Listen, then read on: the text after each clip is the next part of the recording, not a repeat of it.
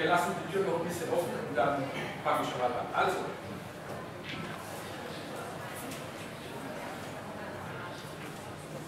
a great welcome to all of you. We have our opening lecture, and it will be something about leadership and something about burning, sparking people, and the ability, the tools for a leader to for sustained change in the company. I think this is important. Completed this from a great lecture from me, and I have shortened it so that we can run it in about 20 maybe or 25 minutes. I think all of the students here, thank you for being here. This is an interesting topic to do later.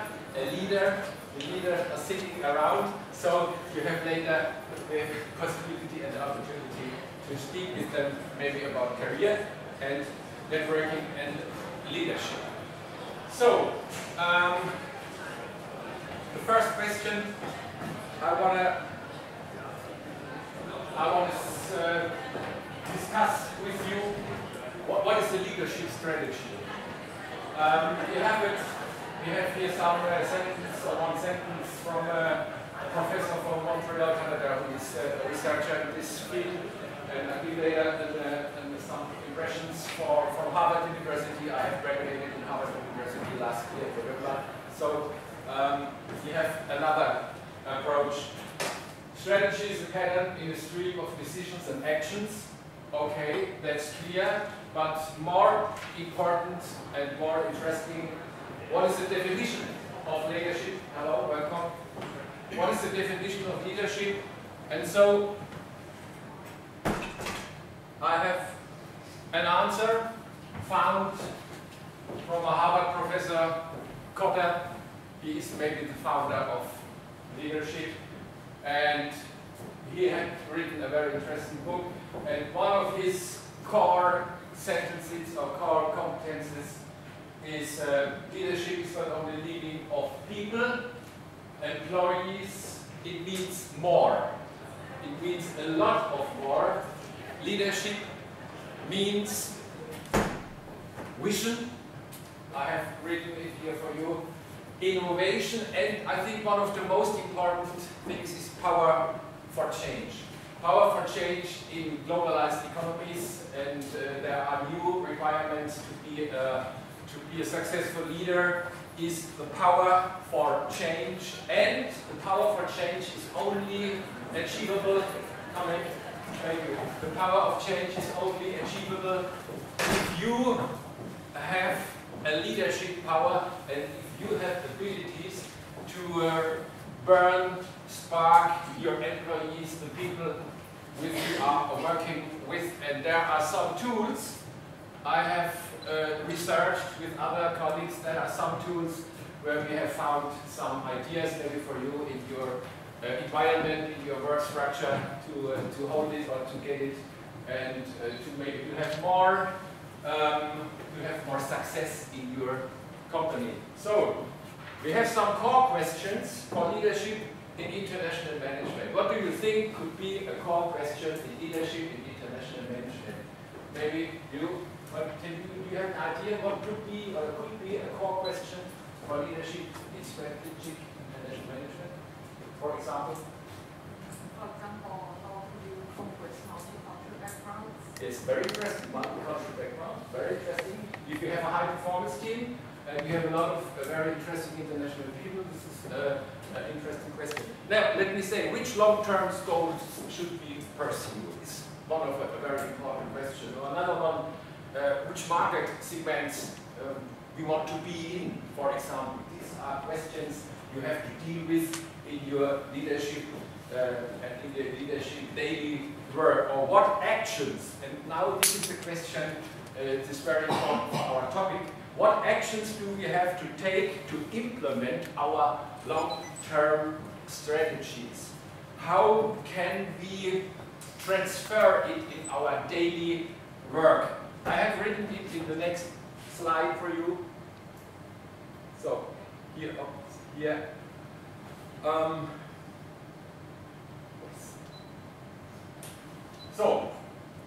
So these ideas about leadership, strategic or leadership, international management, it only works if you have the chance or if you have the ability and if you have the tools to transfer it in daily successful work. So, important for me for this lecture today is how can you sustain enthusiasm in your company with your employees? Which tools do you have to sustain change, to spark people, and which tools or which situations do you have to create to be a leader that the people have the chance to thrive in your company, to grow in your company, and to build trust with you and in your company. So this is a question we want to research. So, as I said before, creating sustainable performance.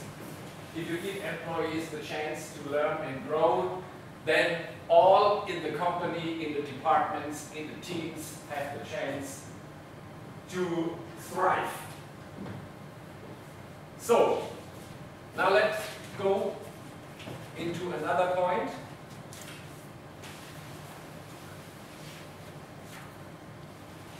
So, what do you think could be the mechanisms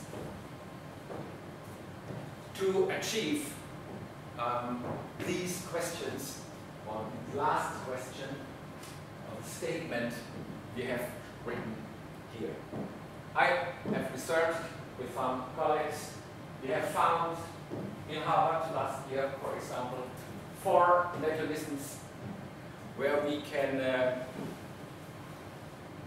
deal with our employees in the company, and we can give them a chance or give them an environment or framework where they can thrive, for example, or they can be successful. What do you think? What could be a mechanism from your own working atmosphere? What could be, or what would be, I will ask the students, what would be important for you if you go working in a company? What would be an important environment for you if you want to work there? All 4 of you, I like to hear something. What do you think? What could be? To take it seriously. Pardon? To be taken seriously. Very interesting, yeah? To be taken seriously as an employee. Okay. We have some leaders here, we have leaders over there. What do they think? What do you think could be a frame or environment to, or mechanism to let people thrive in your company? Or grow, you can say grow, you can say thrive. It's simple. What do you think? Have you an idea? Huh? Okay, this is very interesting. Do you have another one? Yeah, I would say that's a task I have to do a change in certain ways, so it's not always the same task. Okay. Yes, in the work structure, in the responsibility structure, and so keep more responsibility. Okay. One of the key things, the key competences is share information. Share information. Share information builds trust. Share information is not very easy. I know. Share information is, but sharing information is a very important tool to have a condition for success. Another one could be in your daily work as a leader, performance feedback. Offer your performance feedback. What is your daily experience with offering performance feedback to your employees? What do you think?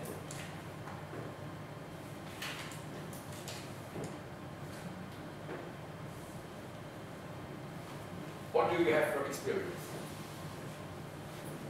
It will be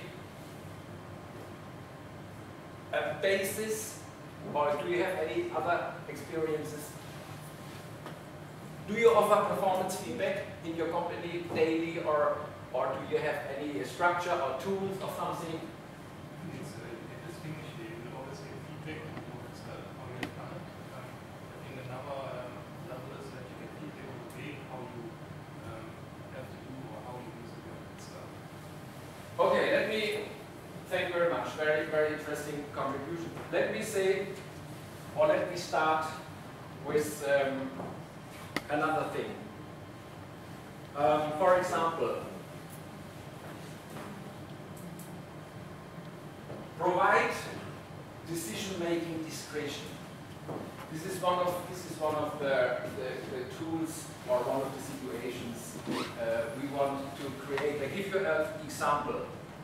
Facebook employees are encouraged in their company to move fast and break things. Facebook employees have a lot of leeways to solve problems on their own way. But they have a lot of free space to make the company or make their team or make their department or make their own working place happen, so that is be the structure of the company. This is one example. Another one. What do you think such a situation will create? What could such a situation that with a lot of leeways in your work, what could it create?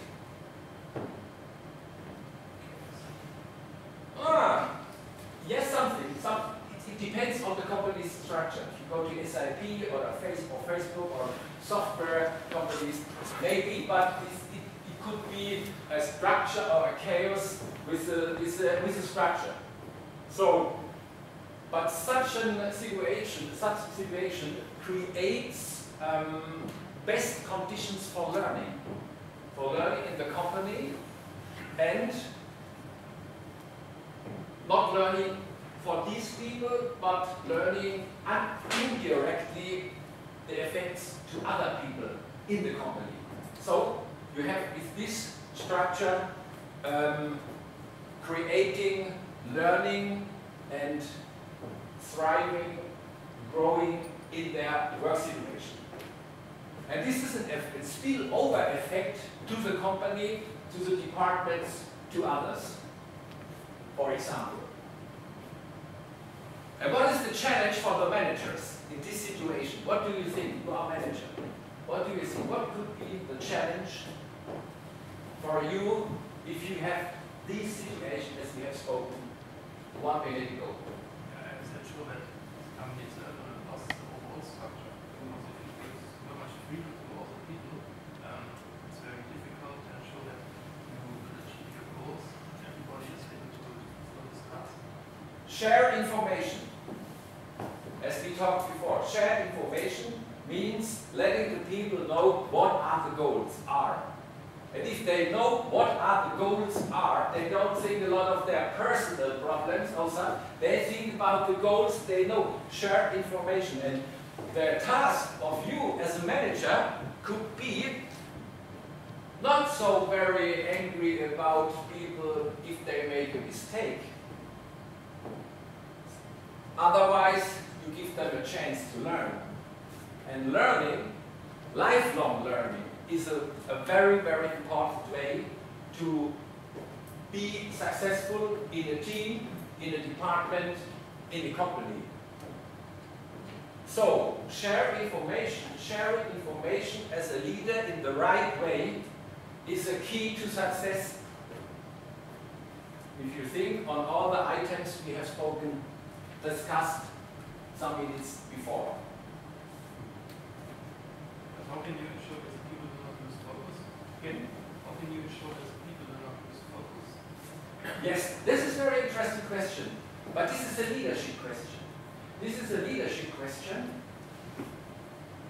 Share information policy means if you lead people and they know and they understand what is the organization's mission and strategy and operative goal for their work, all research has shown that they can contribute more efficiently. But it always interesting question. But the people think for the company if they have information which they can trust. And this means very, very intensive and often leadership support. Clear and true and honest support, as we have in ethic rules, for example, ethics standards. All the business school, Harvard Business School, has absolutely new standards, ethical standards. What is the education they will bring for the people? Is it in the framework not only to make profit, interest, and so always under ethical conditions and rules? And we have a lot of discussion in the network from Harvard Business. I'm a part of the network, and we have always discussion about these things, as you have mentioned before. Very interesting question. Open book policy and open book management. This is a key to spark people, to burn people. And if you don't spark people, and if you're not able to burn your team, or you burn your department, or you burn your company, you will not generate the success you have in your goals, in your written goals. You have to live your goals. This is very important. Written goals, fantastic. You can write everything, but if you don't live it, this is a no-no. You will have only 10% of the success you normally have if you would share information policy, if you would have shared information policy. For example, you have to be, or you have to give the employees, the people, the knowledge they need to make good decisions and take initiative with confidence. So as I said before, if you say, oh, this is a mistake, and that is a mistake, and this is wrong, and that is wrong, no! Give them a chance to grow. These are the best employees in the future, because they can learn, and they can, and they can evaluate the situation. Please. My question would be, how do you decide on what kind of information you share? And yes. I mean, what is like the line? Yes. Okay. How much can you share? Yeah, the barrier. Yeah. You can say we have a little bit information management. Information management is daily work in the company. You should give the people the information they, in general, need to fulfill successful, or to give them the chance fulfilling successful their task. And then you can decide as a leader what are the next information I give the people to make more responsible, or to have more responsibility. So this is your tool as a leader to define the tasks, the information for the task, and to share the information for this task. Yes? And if you go up, if you have more levels, then you have other quality of information. But at the moment, the people which are working for you, they need the knowledge to be successful in their work. And this is a happy feeling for the people. At the moment we are discussing happy leadership structures, for example.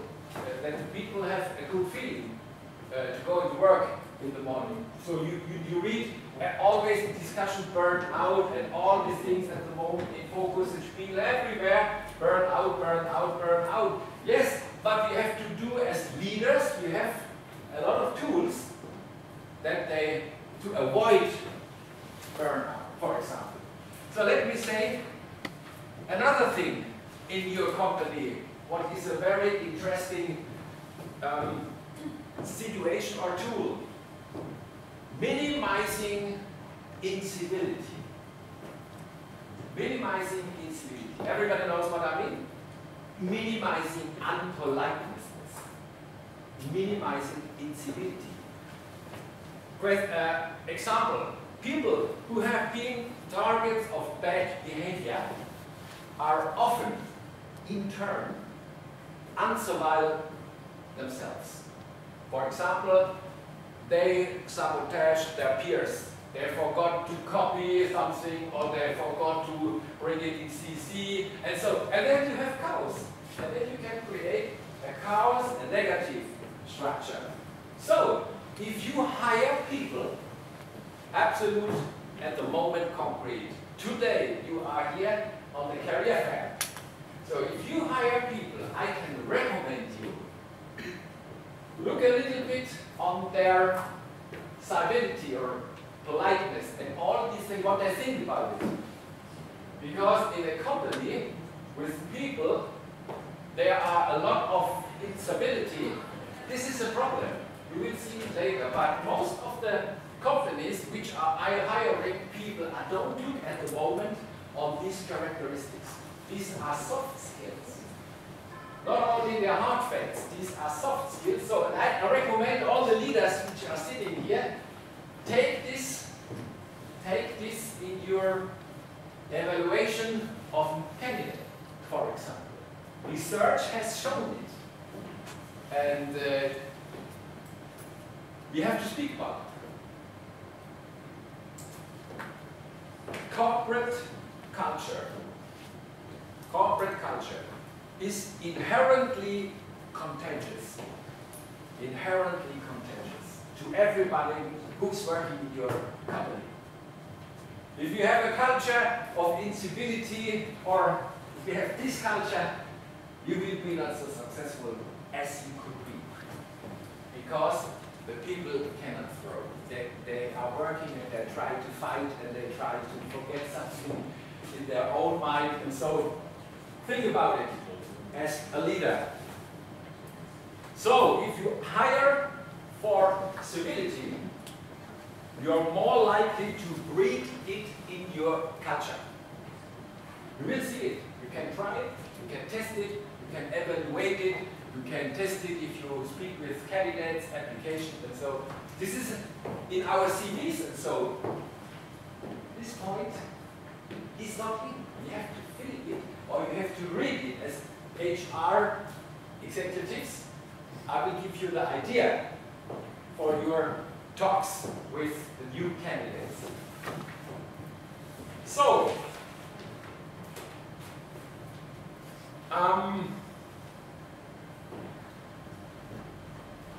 helping people grow and remain energized at work. This is very, very important for you as leaders, as company leaders or owners.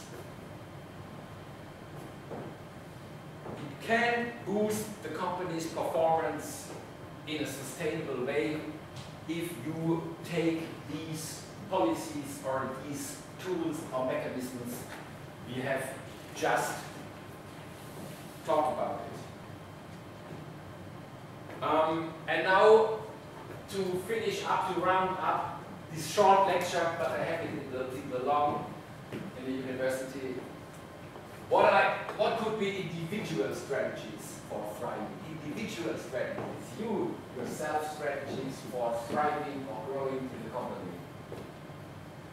And one of the key factors we have in our research is invest in relationships that energizes you. Think about it, maybe if you have time. Invest in relationship that energizes you. Often you invest in relationships that doesn't energize you. If you think your daily work, I think you can imagine. So, and recognize that thriving or growing can spill over outside the office in the company. And maybe to your customers. If you see the global markets, and so you have the chance to build other situations. And the last word I will say to you, successful leaders spark and sustain change. And there are some metaphors, but I will give you only one metaphor. Fire. Fire. Fire represents burning ambition. And very important for us, and always in Harvard we have researched about it, a motivator that is far more important than fear. Thank you very much. If you have any questions, I am here the whole day, and thank you very much for attending this lecture, and have a great day, and good luck, students, for your application talks, networking, and your career with your Goethe University diploma or bachelor or master in the future, or maybe a PhD. Thank you very much, and a great day.